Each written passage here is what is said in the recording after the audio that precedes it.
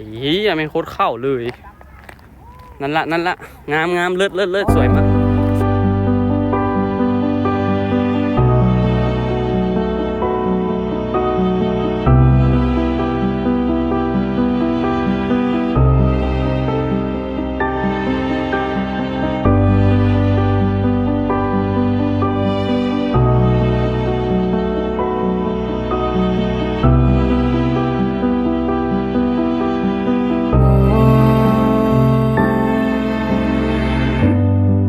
เป็นอย่างใครคือลืมเจ้าบ่ได้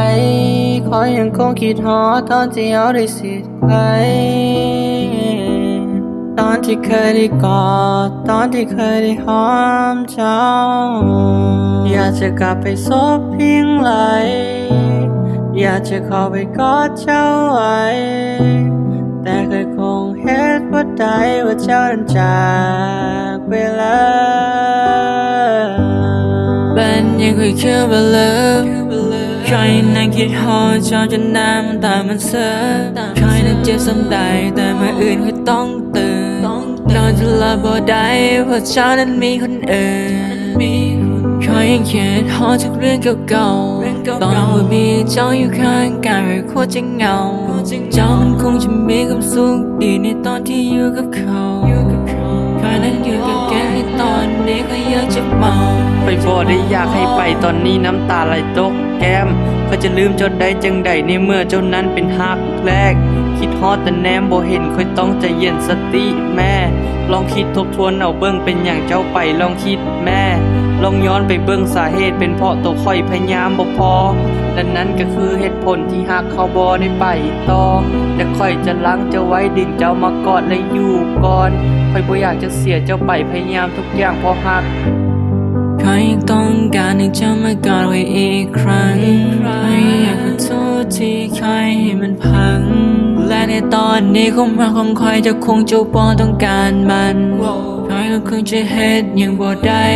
ใครอยากขอโทษที่ใครเห็นให้เจ้าได้เสียใจได้เบิ่งสตอรี่จะมีความสุขกับคนใหม่ใครก็คงจะเฮ็ดอย่างบ่ได้ก็มีแต่นอนหายคอยยังคิดผิดที่คอยได้ปล่อยเจ้าไปตอนนั้นคอยทิ้งเจ้าไปน้ำตาของเจ้ามันคงจะไหลตอนที่เฮาได้ห่างกันไกลเป็นอย่างคอยคือบ่กอดเจ้าเอาไว้คือปล่อยให้เจ้าได้หลุดมือไปคอยขอโทษที่คอยมันเก่งเจ็บปากตอนนี้เรื่องราวของเฮาแล้วมันกำลังจะจบซะ